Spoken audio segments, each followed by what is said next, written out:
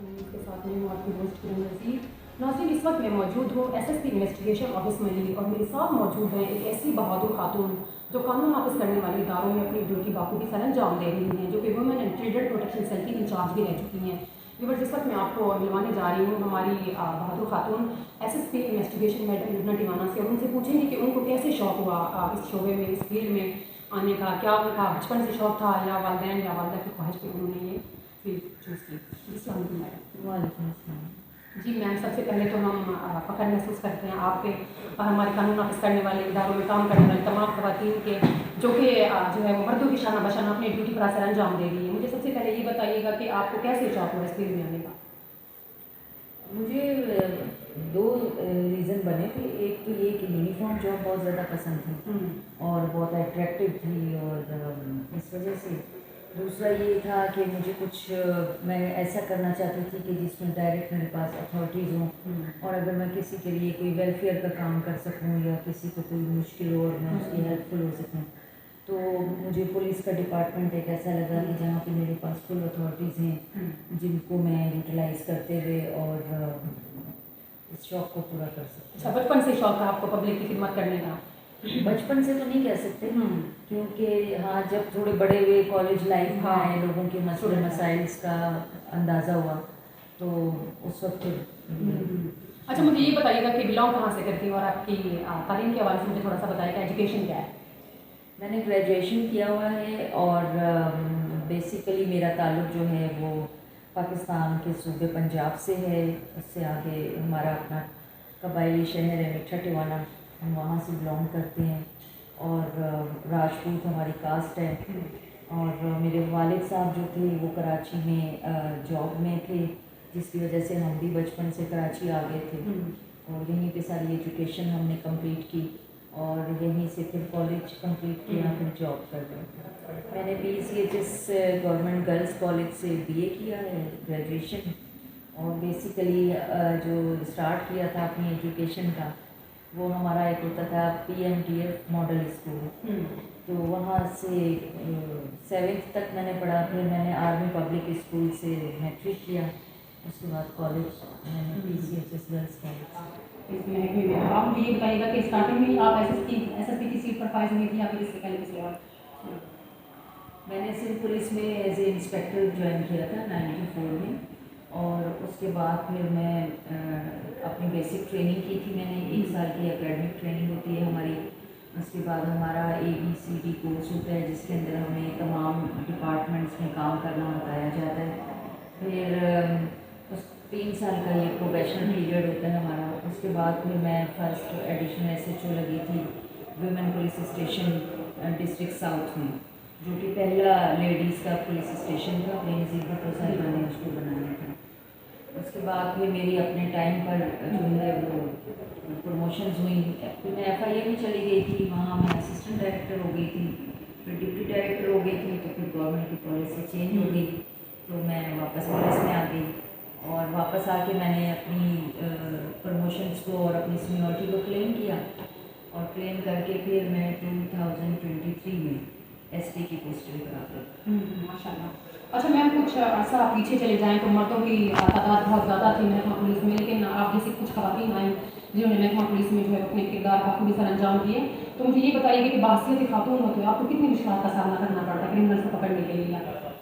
अच्छा देखिए, इसमें बहैसियत खातून या ख़वातीन हमें इतनी कोई प्रॉब्लम नहीं होती। उसकी वजह ये होती है कि जब हम पुलिस फोर्स को ज्वाइन करते हैं तो हमारे जहन से ये कॉन्सेप्ट निकल जाता है कि हम मेल हैं या फीमेल हैं, और हमारी एक टीम होती है पूरी। उसमें हमारे साथ जब हम किसी इन्वेस्टिगेशन में होते हैं या हम किसी रेड पे जा रहे होते हैं, तो हमारे साथ मेल जो हमारे ऑफिसर्स हैं और एहलकार होते हैं, पूरी हमारी एक टीम काम कर रही होती है। उसमें हमें कभी ये डर नहीं लगता कि कुछ हो जाएगा, हमारा क्या होगा, या कोई दुश्मनी हो जाएगी। तो ऐसे कोई भी हमें खौफ नहीं होता, क्योंकि एक तो हमें यूनिफॉर्म की प्रोटेक्शन होती है कि हमने यूनिफॉर्म पहन के, तो हमें हर डर दिल से निकल जाता है। दूसरे हमारे मेल कोलीग हमारे साथ होते हैं कि अगर कभी ऐसी कोई सिचुएशन हो जाए तो वो हमें पूरा प्रोटेक्ट करते हैं हमारे साथ। और मैंने आपको बताया कि जब हम फील्ड में जाते हैं तो हर डर जो है हमारा खुद ब खुद निकल जाता है दिल से। बिल्कुल। अच्छा मैम, मुझे ये बताइएगा कि इस वक्त आप एसएसपी इन्वेस्टिगेशन जिला मलिक की हैं, तो मुझे ये बताइए कि कितने पुलिस स्टेशन आपके अंदर आते हैं?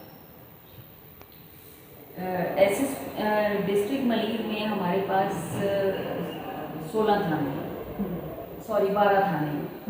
12 थानों में जितना भी इन्वेस्टिगेशन का काम होता है, क्राइम होता है, उस सबको हम इन्वेस्टिगेट करते हैं। और इसके अंदर फिर मुख्तलिफ नौइयत के केसेस हैं। हमारे 3 डीएसपी हैं, मतलब 3 डिवीज़न बने हुए हैं। हर डिवीज़न में एक डीएसपी बैठते हैं, उसके साथ जो एसआईओ बैठते हैं, जिसको हम सीनियर इन्वेस्टिगेशन ऑफिसर कहते हैं। फिर उनकी टीम के अंदर बाकी स्टाफ होता है जो कि इन्वेस्टिगेशन करते हैं। इसमें हमारे साथ लेडीज़ भी हैं और जेंट्स भी हैं। अच्छा, इस वक्त मलिक में क्या सूरत हाल है क्राइम की? किस नौइयत का क्राइम सबसे ज़्यादा है? देखिए, क्राइम जो है वो आजकल जो ज़्यादा जोर है गुटखा मावा, इसके ऊपर हम बहुत ज़्यादा काम कर रहे हैं। जो भी केसेस ऑपरेशन से रजिस्टर्ड होते हैं वो फिर हमारे पास आते हैं इन्वेस्टिगेशन के। उसमें हम हमारे आईओ जो हैं वो वर्किंग करते हैं और उनको गिरफ्तार करके उनका केस बना के उनको चालान करते हैं, किसी को ऐसे नहीं छोड़ते हैं। उसके बाद आर्म केसेस हैं जिसके अंदर ये लीगल आर्म लोगों ने रखे होते हैं, वो केसेस आ जाते हैं। फिर किडनैपिंग के हैं। किडनैपिंग जो है वो 2-3 तरह की होती है। एक तो जो लड़कियों की किडनैपिंग है वो इस तरह से है कि जैसे ग्रोन अप होने वाली लड़कियां हैं, 12-14 साल की हैं या इससे थोड़ी बड़ी हैं, या उसमें गैर शादीशुदा और शादीशुदा औरतें हैं। ये सब इनकी जो भी एफआईआर कटती है वो किडनैपिंग की ही कटती है। लेकिन जब ये लड़की बरामद हो जाती है या मिल जाती है, पुलिस एफर्ट्स करके इनको ढूंढ लेती हैं, फिर ये लड़कियां जब बताती हैं कि असल में ये किस तरह से इन्हें किसी ने अगवा नहीं किया और ये खुद अपनी मर्ज़ी से अपना घर छोड़ के गई थी। कोई उसमें यानी बताती है जी मैं वालदा से नाराज़ हो गई थी, कोई कहती है मैं वालिद से नाराज़ हो गई थी, कोई कहती है मैं खाला के घर चली गई थी। तो वो फिर एक रीज़न देती हैं, लेकिन असल में वो अपनी मर्ज़ी से गई होती हैं। उसके पीछे नॉर्मली बाज़ दफ़ा यूँ भी होता है कि कहानी निकलती है कि उसका कोई बॉयफ्रेंड है।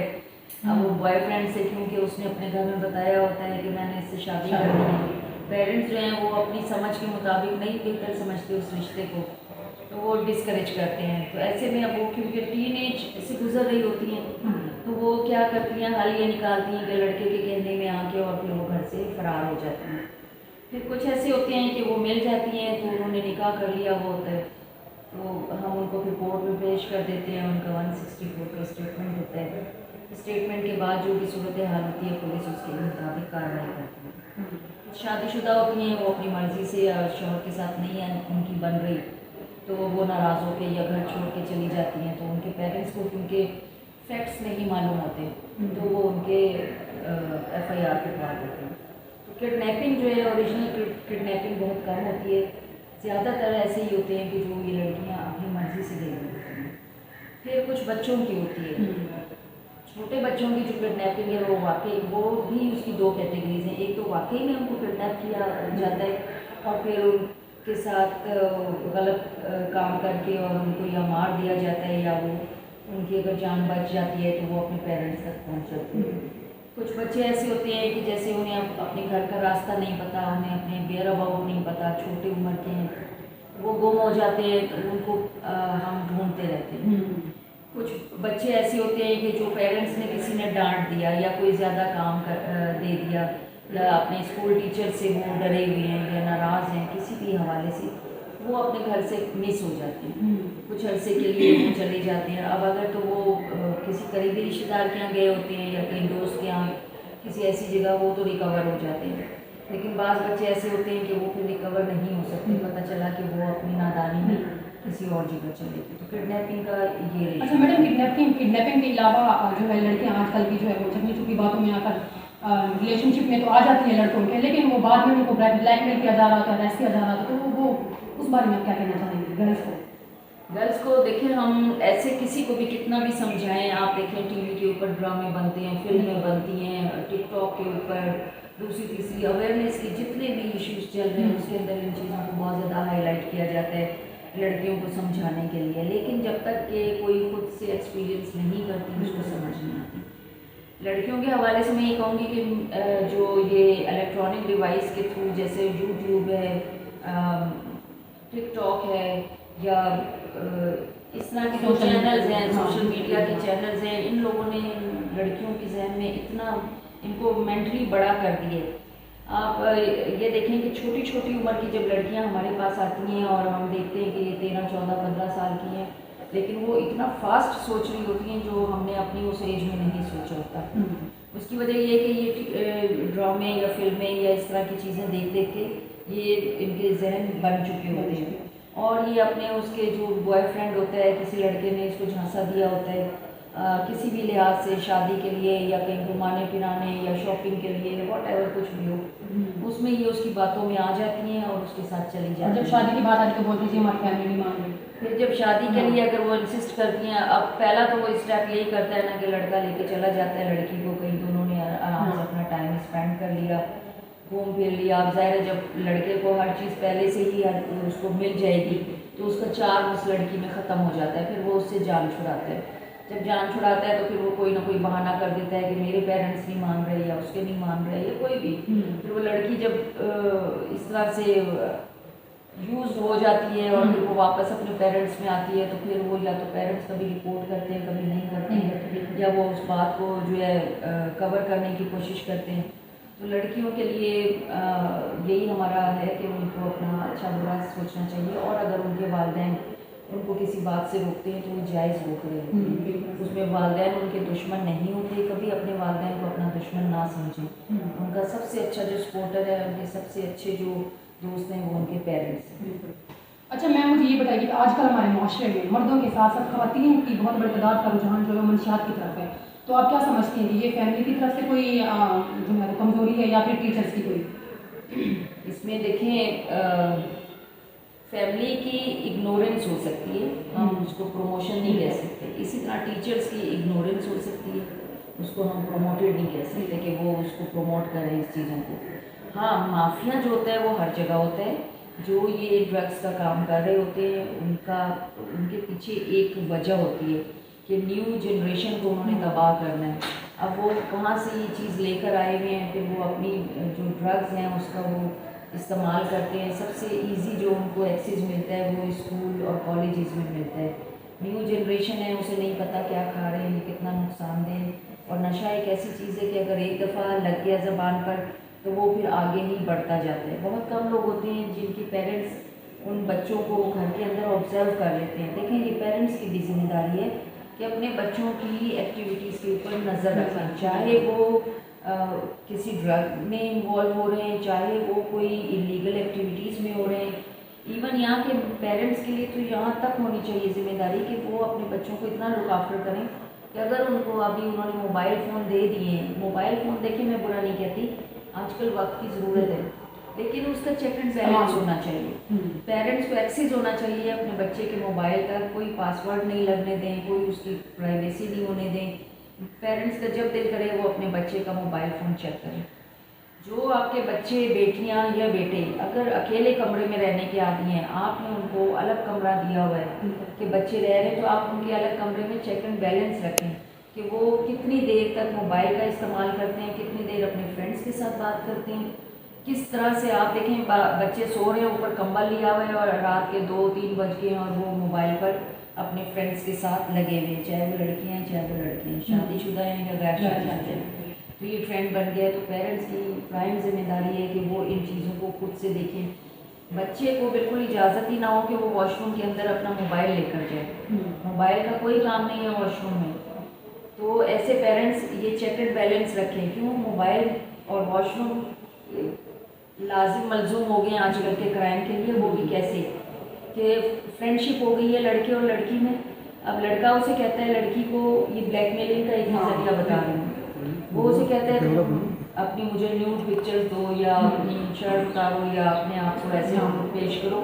वो उसके लिए सबसे अच्छा एक्सेस है, या तो वो अपना कमरा बंद करके लैपटॉप के आगे बैठ गई और फिर वो उसके साथ जितनी भी वो बात कर रही है, लड़का जो जो डायरेक्शन दे रहा है वो करती चली जा रही है, और वो उसे नहीं पता कि ये लड़का उसकी वीडियो वहाँ से बना रहा है अपने फ़ोन में और उसको रिकॉर्ड कर रहा है। बाद में जब वो उसको किसी गलत काम के लिए बुलाता है और वो लड़की नहीं जाए तो वो उसको ब्लैकमेल करना शुरू कर देते हैं। तो ये पेरेंट्स का काम घर के अंदर है कि इन चीज़ों को ना होने दें, और टीचर्स का काम स्कूलों के अंदर है, वहाँ पे भी पाबंदी होनी चाहिए। किसी बच्चे के पास उसका मोबाइल फ़ोन एक्टिव नहीं होना चाहिए ज़्यादा। अपना वहाँ पे कोई सिस्टम बना दें कि बच्चे आएँ तो उसको मोबाइल उनके जमा हो जाए, छुट्टी के वक्त उनको देख लीजिए। इसी तरह अक्सर स्कूलों में हमने देखा है कि पता चलता है कि स्कूल के वॉशरूम में कैमरेज लगे हुए हैं या वो मोबाइल लेके चली गई हैं लड़कियाँ, वहाँ उन्होंने कुछ इस तरह किया है लड़कियाँ उनके लड़के। तो यहाँ पे टीचर्स का जो है वो कंट्रोल होना चाहिए अपने स्टूडेंट्स पे और अपने पूरे एरिया पे। जी बिल्कुल, कॉलेज और यूनिवर्सिटी में तो तालबात ने फैशन के तौर पर यूज़ करना शुरू कर दिया इस चीज़ को। जी मैंने आपको यही बताया ना कि स्कूल हो गया, कॉलेज हो गया, आगे यूनिवर्सिटी हो गई, तो जैसे जैसे आगे बढ़ते चले जा रहे हैं उसका ईजी एक्सेस होता चला जा रहा है। बिल्कुल। अच्छा मैडम, मुझे ये बताइए कि जब से आप एसएसपी इन्वेस्टिगेशन तैनात हुई है तो आपने कौन से ऐसे काम कर लिए?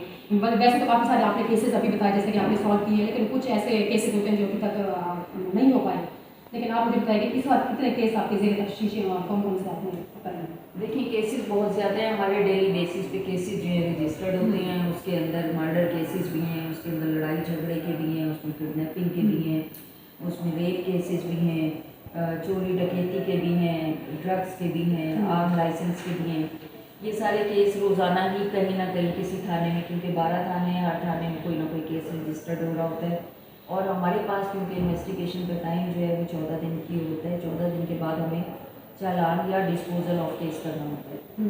तो वो हमारे साथ साथ डिस्पोज ऑफ होते रहते हैं। कुछ केसेस ऐसे होते हैं कि जिसमें अगर किसी का कोई क्रिमिनल है और उस तक हमारी रिसाई नहीं हो सकी तो वो लेंदी हो सकता है किसी वजह से, वरना ये साथ साथ केसेस जो है हमारे ख़त्म होते रहते हैं। अच्छा मैम, जब ऑफिसर से मीटिंग होती है तो आप बताती हैं कि जी मैंने ये काम किया है, तो क्या एप्रिसिएशन मिलती है उनसे या नहीं? जी हमारे जितने भी स्टाफ हमारा काम कर रहा होता है वो अगर कोई अच्छा काम करता है तो उसको कैश अवार्ड भी मिलता है सीनियर्स की तरफ से, और उसको सर्टिफिकेट भी मिलते हैं, अप्रिसिएशन लेटर भी मिलते हैं उसको। मतलब हमारे यहाँ दोनों, उसके लिए पनिशमेंट भी है और अगर कोई अच्छा काम करता है तो उसके लिए अप्रिसिएशन भी है। हमारा सबसे बड़ा जो रिवॉर्ड होता है वो IG साहब देते हैं, जिसको हम CC1 कहते हैं। उसके बाद DIG साहब जो है वो CC2 देते हैं, और उसके बाद SSP जो है वो CC3 देते हैं। अच्छा मैम, मुझे ये बताइएगा कि अगर अपने तहफ़्फ़ुज़ के लिए ख़वातीन आपसे रब्ता करना चाहें तो क्या कोई ऐसा कॉन्टैक्ट नंबर या कोई ऐसा ज़रिया है जिससे वो आपसे रब्ता कर सकें? आपकी नॉलेज के लिए मैं दे दूँ कि हमारी सिंध पुलिस में women and children protection cells के नाम से हर ज़िले के अंदर हमारा एक सेंटर काम कर रहा है।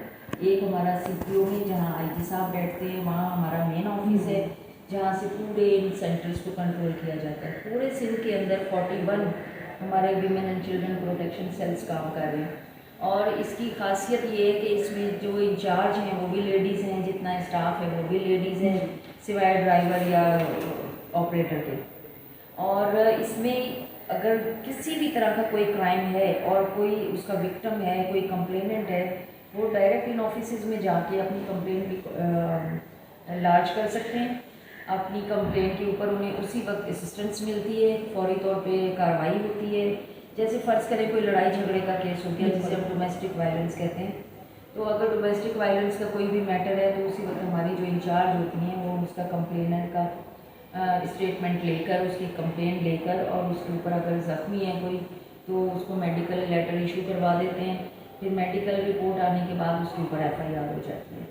लेकिन अगर बाज़ मामला ऐसे होते हैं जो फैमिली डिस्प्यूट के होते हैं तो उसमें दोनों पार्टीज़ को बुलाकर हम ये करते हैं कि उनको आपस में निगोशिएशन का मौका देते हैं, उनको रियलाइज़ कराते हैं कि इसकी क्या गलती है और इसके ऊपर क्या सज़ा हो सकती है। अगर ऐसे में और वो कंपाउंडेबल भी हों, जैसे उनकी सुलह सफाई हो सकती है, तो वो अगर अपने केस में सुलह सफाई कर लेते हैं तो फिर हम उनको एक मौका देते हैं कि भाई आपने आइंदा ऐसी हरकत नहीं करनी, और बाकायदा हम उनसे एक एफिडेविट लेते हैं जिसके ऊपर उनको बाउंड करते हैं कि आइंदा वो एक दूसरे के लिए मुसीबत नहीं बनेंगे। उसके अलावा अगर कोई फिर क्रिमिनल आ जाता है कोई मैटर, तो फिर बाकायदा उसके FIR के लिए हम कंसर्न थाने में भेज देते हैं। थाने में जाके FIR होती है। FIR और कंप्लेंट लॉन्च कराने के फिर आगे 2-3 तरीके हैं। एक तो है कि फ़िज़िकल है, जिसे हम वॉक इन सिस्टम भी कहते हैं, या कंसर्न या तो women and children protection cell में चले जाएं या आप अपने पुलिस स्टेशन में चले जाएं। ये आपने एक राइटिंग में एक एप्लीकेशन देनी है, उसके साथ अपना CNIC लगाना है, अपने पर्टिकुलर्स पूरे लिखने हैं जिसके ऊपर आपकी कार्रवाई शुरू हो जाएगी। अगर कोई नहीं आ सकता तो ऑनलाइन सिस्टम भी है, हमारी ऑनलाइन सर्विस है। आप उसके सिंध पुलिस की वेबसाइट पे जाएं, आपको कंप्लेंट बॉक्स आ जाएगा लिखा हुआ। कंप्लेंट बॉक्स को जब आप क्लिक करेंगे तो पूरा हमारा एक परफॉर्मा है वो आ जाएगा, उसको आप फिल करके और सबमिट कर दें तो आपकी कंप्लेंट जो है ऑनलाइन रजिस्टर्ड हो जाएगी और फिर आपको थोड़ी देर में उसका फीडबैक भी मिल जाएगा। उसके अलावा अगर बाज़ ऐसी ख़वातीन हैं जो नहीं चाहती कि उनका फैमिली डिस्प्यूट या उनका फैमिली मैटर जो है वो सबके सामने आए, मतलब सीक्रेसी या प्राइवेसी रखना चाहती हैं, तो उसके लिए भी हम ये करते हैं कि अगर वो हमें दरख्वास्त करती हैं कि जी हमारा मोहल्ले में भी पता ना चले कि मेरे घर में क्या मसला हो गया, तो फिर हमारी जो वुमेन प्रोटेक्शन सेल की इंचार्ज हैं वो खुद। अच्छा मैम, मुझे ये बताइएगा पब्लिक के हवाले से कि पब्लिक का कैसा ताउन होता है मैम पुलिस के साथ? पब्लिक बहुत होशियार है। जब एफआईआर लॉन्च करवाने के लिए आते हैं तो बात उतनी बताते हैं जितनी उनके फ़ायदे की होती है, कभी भी पूरे फैक्ट्स नहीं बताते। जैसे फ़र्ज़ करें, मैं इसी की मिसाल देती हूँ कि किडनैपिंग के केसेस हैं और ये छोटी बच्चियों के या लड़कियों के, तो वो आके हमेशा ये कहते हैं कि जी हमारी लड़की जो है वो घर से निकली थी और किडनैप हो गई या कोई उसको ले गया। हालांकि पेरेंट्स को सब पता होता है कि उसका क्या मैटर चल रहा था, वो क्या चाहती थी क्या नहीं चाहती थी। अच्छा, फिर उसके रिकवर होने के बाद भी वो सही बात नहीं बताते, तो उनके लिए तो मैं ये कहती हूँ कि उनको सही फैक्ट्स, बल्कि सबके लिए मैं कहती हूँ कि जब तक आप पुलिस को सही फैक्ट्स नहीं बताएंगे पुलिस उसमें इन्वेस्टिगेशन में उतनी तेज़ नहीं चल सकती। फिर पब्लिक का क्या होता है कि अगर उस जैसे जो लोग झूठी एफआईआर कटवाते हैं उससे बड़े प्रॉब्लम्स आते हैं। वो किसी को नीचा दिखाने के लिए, कोई फैमिली डिस्प्यूट है, किसी को सीधा करने के लिए किसी पे इल्ज़ाम लगा दिया, और वो जब एफआईआर कटवाते हैं तो वो कभी भी पीछे की कहानी नहीं बताते और बस आके कोई भी उल्टी सीधी रिपोर्ट करवा दी। अब पुलिस के लिए फ़र्ज़ है कि वो उसको एफआईआर काटनी ही काटनी है। फिर जब हम इन्वेस्टिगेशन में जाते हैं तो पता चलते हैं कि जी मैटर है इस तरह नहीं, मैटर तो कुछ और था, असल में तो इन्होंने गलत किया है। फिर जब अगर उनको हम बावर कराते हैं कि ये आपने गलत किया है तो वो फिर पुलिस के ऊपर एलिगेशन में आ जाते हैं। नॉर्मली पुलिस के ऊपर एलिगेशन यही लगता है जी हमसे पैसे मांगे हैं या हमें डराया है, धमकाया है, लेकिन ये सब केसेस में ऐसा नहीं होता। कोई हो सकता है, मैं इसको मना नहीं करती हूँ, लेकिन ये कि मेजॉरिटी जो है लोग खुद एक दूसरे के दुश्मन होते हैं, एक दूसरे को तकलीफ़ देते हैं, एक दूसरे के ऊपर झूठी एफआईआर कटवाते हैं और उसके बाद जब उनकी वो पोल खुल जाती है तो वो फिर पुलिस को कहते हैं। हाँ, पुलिस का जो रवैया है वो बाज़ दफ़ा हो सकता है कि वो किसी को नागवार गुजरे, लेकिन उसमें ये कि जब आप देखें, अमूमन मैं आपको एयरपोर्ट की मिसाल देती हूँ। मैं एयरपोर्ट पे बहुत अरसा रही हूँ, तो जब कहीं आउट ऑफ कंट्री लोग जा रहे होते थे और हम उनसे पूछते थे 2-4 सवाल, तो वो ऐसे रूडली जैसे हमें ये जवाब देते थे जी अब जैसे मैंने पूछा जी आपका नाम क्या है, जी आप पासपोर्ट देख लें, पासपोर्ट पे लिखा हुआ है। अच्छा, अब और कहाँ जा रहे हो जी, आप टिकट देख लें, हम कहाँ जा रहे हैं, आप हमसे बार बार क्यों पूछते हैं, आप हमें तंग कर रहे हैं, आप हमें परेशान कर रहे हैं। फिर उनको समझाते थे कि भाई ये जो कुछ लिखे हैं हम वेरीफाई कर रहे हैं कि आप ही ये हैं। ये हर एक के साथ ऐसा नहीं होता, जो कोई सस्पेक्टेड होता है। तो अमूमन जब पुलिस भी ऐसे मामलात में कोई सवाल बहुत ज़्यादा करती है तो लोगों को वो बुरा लगता है। जैसे अब एक और मिसाल आपको दूँ कि अगर कोई फैमिली कहती है जी मेरे घर में चोरी हो गई है और वो बड़े हाई प्रोफाइल लोग हैं, अब अगर आप उनसे पूछेंगे जी आप बताएं आपके यहाँ चोरी क्या क्या हुई है, जी जेवर था, इतना पैसा था, इतना, ठीक है। अब अगर हम उन्हें कहते हैं जी जेवर की कोई पिक्चर्स हैं तो दे दें, कोई रसीदें हैं तो दे दें, तो वो इस बात पे नाराज़ हो जाते हैं कि आपको हमारे कहने पे यकीन नहीं है क्या, एक हमारी चोरी हो ये हमारी चोरी हो गई, हम कोई झूठे हैं, हम कोई ये। तो मैं फिर उनको कन्वेंस करती हूँ कि चलें जी आपकी जब ये चोरी हमने चोर पकड़ भी लिए, उससे रिकवरी भी हो गई, हम कैसे बताएंगे कि ये आप ही का सोने का सेट है हाँ। या आप ही के सोने के कड़े हैं। तो वो मतलब वो इसमें वो रियलाइज़ नहीं करते। फिर ये तो कोर्ट की रिक्वायरमेंट है। अगर देखें चोरी बरामद होगी या डकैती में छीना हुआ सामान बरामद होगा तो उसको आइडेंटिफाई भी तो करना है। फिर कोर्ट भी तो पूछेगी कि आपने कैसे, क्या आपके पास सबूत है कि ये आप ही का जेवर था जो इसके पास से बरामद हुआ है। एक अगर डकैत है उसने जगह काफ़ी सारी डकैतियाँ की हैं तो उसने तो कई लोगों का माल लूटा है। अब अगर जो नॉर्मल जो लोग होते हैं फैमिलीज वो तो दे देते हैं जिनके पास रसीदें होती हैं सब कुछ, लेकिन जो बाज़ बहुत अपने आप को हाई प्रोफाइल कहते हैं ना, तो वो पुलिस के साथ ताउन करने को ही तैयार नहीं होते, वो उसको इन्फॉर्मेशन भी शेयर करने को तैयार नहीं होते। अभी भी हमारे पास एक दो केसेस ऐसे हैं जिसमें हम उनसे कहते हैं कि आप हमें दें आपका क्या क्या सामान चोरी हुआ है, लेकिन वो इन्फॉर्मेशन देने के बजाय उल्टा हमें ही प्रेशराइज करते रहते हैं कि आप इसको नहीं पकड़ रहे उसको नहीं। तो जो पब्लिक का ये एटीट्यूड है ना, इससे और भी मुझे थोड़ा सा आते हैं आपकी पर्सनल लाइफ से रिलेटेड फैमिली की तरफ। तो फैमिली में कौन कौन है और कैसे आप मैनेज करती हैं जॉब और फैमिली को? देखिए, मेरी फैमिली में सभी लोग हैं माशाल्लाह। मेरा भाई है, उसकी फैमिली है, बहनें हैं, उनकी फैमिली है, अपनी फैमिली है, बेटी है, बेटे है, सारे लोग हैं, हम कंबाइंड रहते हैं और हमारा बड़ा अच्छा सिस्टम है। अच्छे सिस्टम होने की वजह से मुझे कभी अपनी जॉब में किसी भी किस्म की परेशानी नहीं हुई। मेरी जो वालदा और वालिद हयात थे उनकी तरफ से बहुत मतलब सपोर्ट मिलती। कभी भी ऐसा नहीं हुआ कि मैं अपने जॉब में मुझे देर हो गई हो तो मुझे घर से डांट पड़ी हो, या हमेशा मेरे वालिद ने मुझे, अगर मुझे कोई केस नहीं समझ में आता था, मैं उनसे मशवरा करती थी, उनसे पूछती थी, वो मुझे इसमें बहुत हेल्प आउट भी करते थे। और घर में मुझे कभी कोई काम नहीं करना पड़ा जब से जॉब की है, ठीक है। इस वजह से कि सबको मेरी जॉब का पता था कि बहुत लेंथी जॉब होती है, तो मुझे उस तरफ से भी कभी कोई परेशानी नहीं हुई। और फिर हमारा फैमिली का माहौल इस तरह का हमेशा से बहुत अच्छा रहा है, वालिदैन के ज़माने में भी और उनके बाद भी, कि हम सब बहन भाई कंबाइंड रहते हैं और एक दूसरे को बहुत ज़्यादा सपोर्ट करते हैं। जैसे अगर मुझे कभी कोई चीज़ की ज़रूरत पड़ गई तो मैंने अपनी बहन को बोल दी, उसने पूरी कर दी। अगर मैं कभी वक्त पे नहीं आ सकी तो उन्होंने वो मामला संभाल लिया, घरेलू। सबसे ज़्यादा सपोर्ट किससे है फैमिली में? वैसे तो सभी करते हैं, लेकिन सबसे ज़्यादा किससे? देखिए, ये कहना मुश्किल है। मैं आपको अपने घर का बताती हूँ। हमारे घर में सबकी जो है ना वो यूँ समझे कि काम बटे हुए थे। अच्छा। जो घर के काम हैं उसमें भी बटे हुए थे, और फिर हमने एक ऐसा सिस्टम बनाया हुआ था कि जैसे एक्सपर्ट होते हैं ना, कोई एक होता है बंदा कि वो घर के काम संभालने में एक्सपर्ट होता है, एक होता है आउटडोर काम करने में एक्सपर्ट होता है। तो वो हमने इस तरह का बनाया हुआ था। जो सबसे बड़ी सिस्टर हैं राहिला टिवाना, वो मिनिस्टर भी रही हैं और डिप्टी स्पीकर भी रही हैं, तो कहीं अप्रोच की ज़रूरत होती थी तो हम उनको पकड़ते थे। फिर कहीं अगर घर का मसला है तो मेरी दो छोटी बहनें हैं, वो देखती थी। फिर कहीं अगर हॉस्पिटलाइजेशन है, कहीं बाहर है, बाज़ार जाना है, ग्रॉसरी लेनी है, शॉपिंग करनी है, तो वो एक मैं और एक मेरी बहन, हम दोनों आउटडोर पर हम ज़्यादा रहते थे। अच्छा, कहीं अगर हमें कोई ऑफिशियल मशवरे करने हैं तो वो अपने वालिद साहब या मेरा भाई है, वो खुद भी FBR में है, तो हम उनसे मशवरे कर लेते थे कि भाई ये मैटर है, इस वजह। तो हमारा एक सिस्टम बना हुआ है। पुलिस लाइन में कोई मसला होता तो आपको पकड़ते होंगे? पुलिस लाइन में अगर कोई होता है तो वो भी मेरे से पूछते हैं।